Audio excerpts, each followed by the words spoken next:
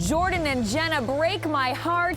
Leo makes a splash. And Kenny kisses everyone. It's time for Roses and Rosé. Hi, everybody. I'm Lauren Zima here to recap episodes 4 and 5 of Bachelor in Paradise. Thank you so much for being here. Wow, we've got a lot to cover. This show is so good this season. We need to talk. Oh, God. Okay, so we start off Monday night with Chris sounding like a complete D-O-U-C-H-E. I'm going to spell it, not say it, because he doesn't deserve it. And again, I say justice for Tia. J-U-S-T-I-C-E. A better word that ends in E. It's not fair. I like you a lot. You might not think that. Chris is telling her that he's exploring his options. He doesn't deserve options, and Tia deserves better. And I was so frustrated this week. Were you frustrated with Tia and the way that she is allowing Chris and Colton, frankly, to treat her? I feel like we're literally in a triangle right now. Well, Chris and Tia and Crystal kind of sort of work things out. I just don't know how I feel about the situation right now. And then Crystal should be happy, but within like 30 seconds, she's crying at 8 in the morning. Do not drink every time someone was crying at what looked like 8 in the morning this episode. And when you make moves, tell the world you're making moves. That's it. It's good advice. He's saying if you're going to date another woman, that's okay, but you have to tell the women that you're dating everyone. Why is Chris getting all these women? I think it's just because the men had the upper hand with the rose. He's wearing that fucking headband. No. No. I shook my feelings for Colton, but like I'm remembering all the things that I like about him. Tia has moved on from Chris and whiplash back to Colton. She still likes him so much. Help. Although we'll be honest, we kind of knew that she did, you know? And do not drink every time we wonder if Colton and Tia are on the same page, you guys. I feel like we are 90% of the time. Don't drink every time Colton and Tia question each other. Colton and I have never been on the same page. Or whether they should be on the show. As much as we thought we were on the same page. Or love in general. We have not been on the same page. Or themselves fundamentally. Don't do it! You'll be on the floor in no time. Or on the sand. So Tia said, I just like truly feel like God is testing me right now. and will she pass? I'm not sure. Tia then is crying. Don't drink every time somebody's crying in the morning. Gosh, what a dark place to come from to start your day off with a morning cry. You know, that's for when you're alone at night, in bed by yourself. Not for the full daylight in front of others, anyway. Jacqueline arrives, and Colton says eloquently, What am I doing here? I'm not about to go on a date with her while we still have whatever this is. don't drink every time they question it. Crystal and Chris, they're like the two crazies that just deserve each other in the corner, you know? Chris and Crystal, what do you guys think of them as a relationship? Do you like it? I do. I think that they are two people who needed redemption stories. I'm not sure if Chris is gonna come through, that fucking headband, but Crystal certainly has redeemed herself. And they have a conversation that is so horizontal. JC, can you come reenact it with me, please? Because I've never seen two people speak to each other this way. We have to try. We have to attempt to have the Chris and Crystal conversation because it's as out of whack as they are. Is it comfortable for you to talk to me like this? No. No. But can you just not worry about the rose? Is this, my eyes aren't even focusing, my head hurts. So this is how Chris and Crystal have a conversation at 180 degrees or whatever this is. And it says a lot about them. Thank you, JC. We needed to try it, and we don't buy it. It was a weird moment, everybody. Crystal says her, quote, You know, my IRA Roth. IRA Roth. And Chris sure didn't correct her. Roth IRA 401k, everybody. Get it right, learn it up, because they don't teach you in school, okay? Then we get a conversation with Tia and Crystal on the beach, and it's obviously from the day before because they're in the same swimsuits. Whatever, I'm so tired of talking out this Tia Colton Chris crap. And Chris is such a hypocrite. I have to defend Colton here because he called Colton indecisive. Huge mess. And said that Colton is causing drama and he's sick of it. Chris, that's what you're doing. Everybody, whose side are you on? Chris or Colton? And there is a right answer, and it's the one not wearing a headband. Okay? Okay, that headband has the sun on it, but Chris is bringing me into the darkness. So, this also made me sad. Justice for Tia. You're choosing me. I am. Colton says, I choose you to Tia like she's a fucking Pikachu in Pokemon. And no. Tia, just go do your own thing. The second Colton walked down on the beach. Then they're together, and we're getting this dramatic flashback voiceover sequence from footage from like a day ago. I'm dead. I'm done with this. Then, luckily, Jordan is around to perk things up. He wears the most amazing outfit to the rose ceremony. You guys, Jordan told me he was going to bring a prototype of a suit to Paradise. I didn't know what it was, and now I've seen it come to life. It's whatever this is. Cheers to it. Cheers to Jordan. What did you think of Jordan's outfit? Did you love it, or did you love it a lot? Jordan and Jenna are just so freaking cute. Don't drink every time Jordan and Jenna are cute. He said that one of the reasons he really likes her is because She squirted coffee in my mouth the other day when we were kissing. She took a sip of coffee and squirted it in my mouth. oh, they're so cute. I look fresh. I just ate a lot of food, so sorry if I look super I'm fine. chubbed. I'll be okay with that. Okay. Jubilee says of John, quote, I don't think I've ever seen a programmer, With that nice of a body. which just made me wonder, how many programmers have you dated or seen shirtless? 0 for me, but hey, it's becoming a more needed profession. So, kids, go to school for coding. Anyway, okay, do not drink every time Kenny was kissing someone. Hot dad Kenny out of left field, kissing Jacqueline, kissing Annalise, kissing Bibiana. By the way, I love Bibiana. She is just so wonderful, and I wish she could find someone. I am 27 now, and I hope that's not too old. I'm veering treacherously towards 30. Jacqueline seeming depressed about turning 27. Good God, woman. Don't put the pressures of culture and society on yourselves. I'm going to put myself up on a soapbox here for a second and just say that you get better with age. You become more sure of yourself with age. You know how to be more beautiful with age because you just learn how you like to look. Like, age up. Yes, get old. It's fucking great. I hope to be just so old on a porch, drinking one day, and like talking about squirrels. That's fine with me. I'm in. As long as I have a good girlfriend by my side, truly, I'll be good to go. I'll probably still be talking about this fucking show. All right, open your eyes. Birthday gift. Jenna is kind of talking to David, and I want to give Jenna some props here because Jenna at this point is the only woman who is keeping her options open.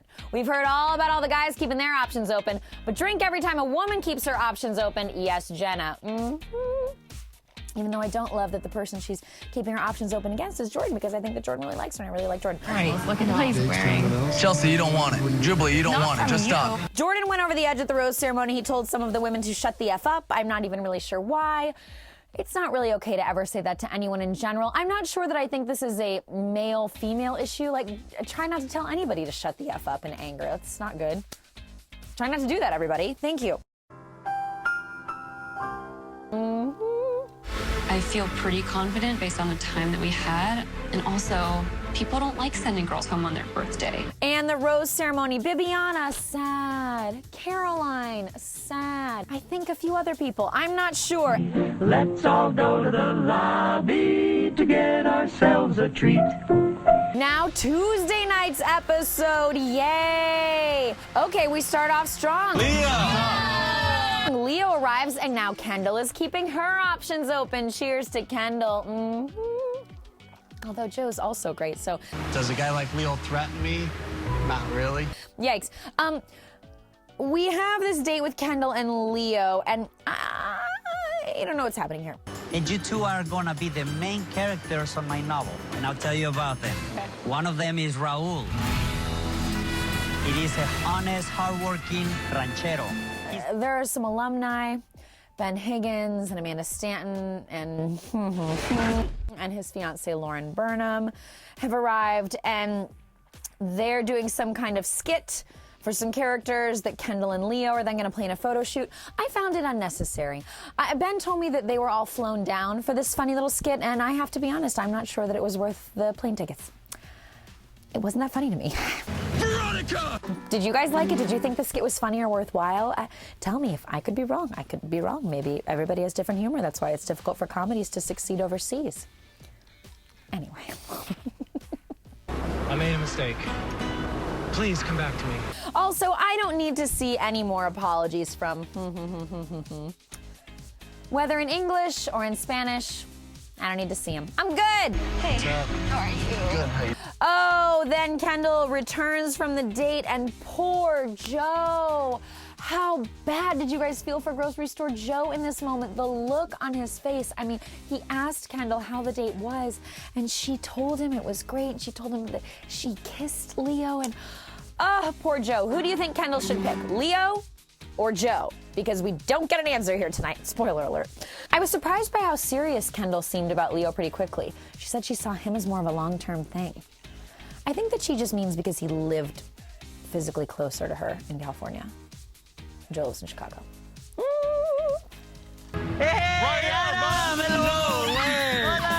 And this alumni trip made sense. Raven and Adam, who I adore, and they are so into each other, come back to see Tia and Colton, and of course, Raven and Tia are very good friends, and so Raven's gonna give her some advice. They're gonna sit down on this white bench wearing their red and their blue, and they're gonna look like America, and she is going to tell her how to forge a new country for herself. Yes, Raven delivering the word, saying, girl, you deserve better. You are so deserving, Tia. Raven said, and I quote, you should not settle for anything less Than someone who mirrors the best part of you. I don't know if I'm entirely behind that saying, because it's like, well, somebody can mirror the best parts of you, but then also have a ton of flaws. But anyway, Tia really took that to heart, and she did like a total 180 on Colton, and then we got another sad conversation. Oh, I'm done. Drink if you're done. I can't handle any more intense. We've got to talk this out. We've got to figure out our 2-weekend relationship crap from Tia and Colton. Are you done?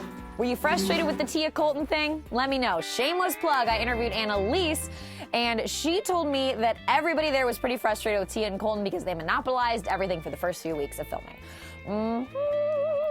I also want to say, Raven said, quote, I'm gonna cut his penis off, and he can't ever lose that virginity.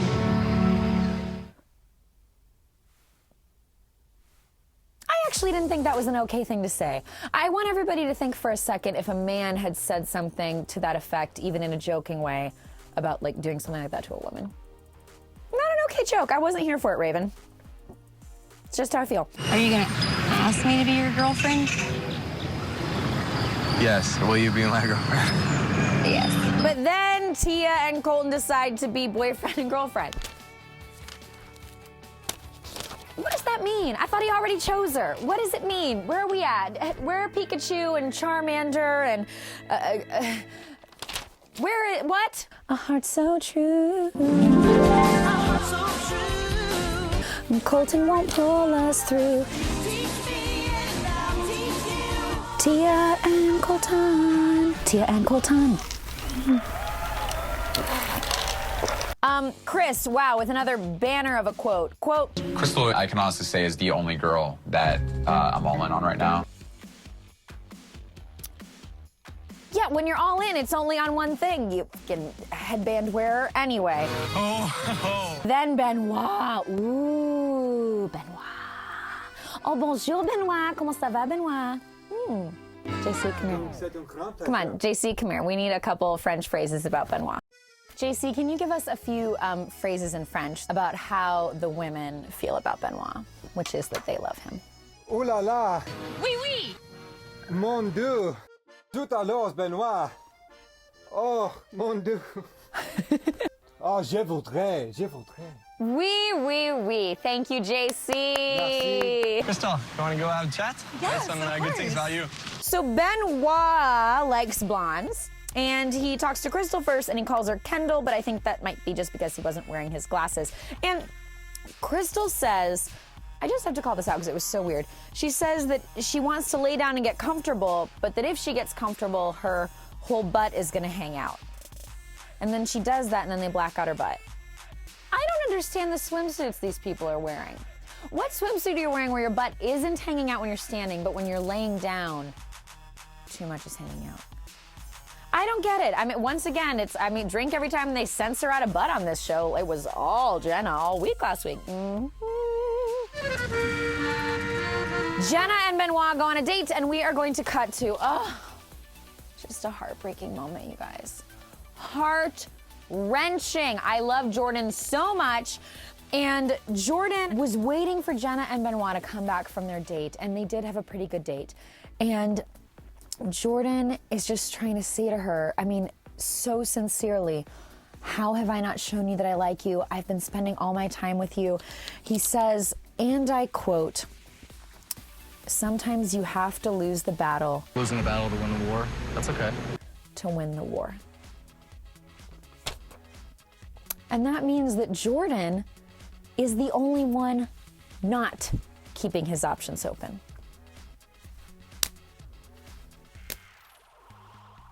Jordan or Ryan Gosling? It's hard to tell sometimes these days. It's like you're photoshopped.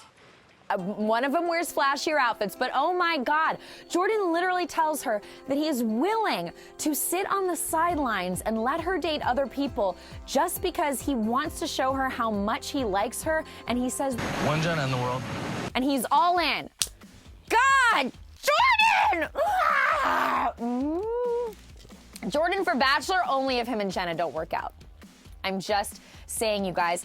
I don't know what there isn't to love about Jordan at this point. He gives the other guys good advice. He apologizes when he messes up. He wears amazing outfits. He says hilarious crap. He's really smart, actually. He's super driven. He knows who he is. He knows what he wants, and he goes for it. Tell me if there's anything you don't like about Jordan. Tell me in the comments, please. I want to know. So that's where we're at, everybody. And by the way, Jenna is gorgeous, and I just love the two of them together. They would make beautiful babies. So Jordan, I'm not sure that I would say Jordan's having a redemption story because I liked Jordan on Bachelorette, but who do you guys think is having the biggest redemption story on Paradise right now? Annalise is an option, maybe Crystal. Chris, I thought, but now I'm taking a turn. Let me know, because Paradise is all about a second chance, and sometimes, remember Nick Viall's season, we get someone with a great redemption story and we get a Bachelor out of it. Just saying. Thank you all so much for being here. Oh, I love you all just as much as I love Jordan, and I love your comments and questions, so please leave them. Message me anytime on the Instagrams, on the Twitters, via an old-fashioned love letter. Jordan's making me feel so romantic.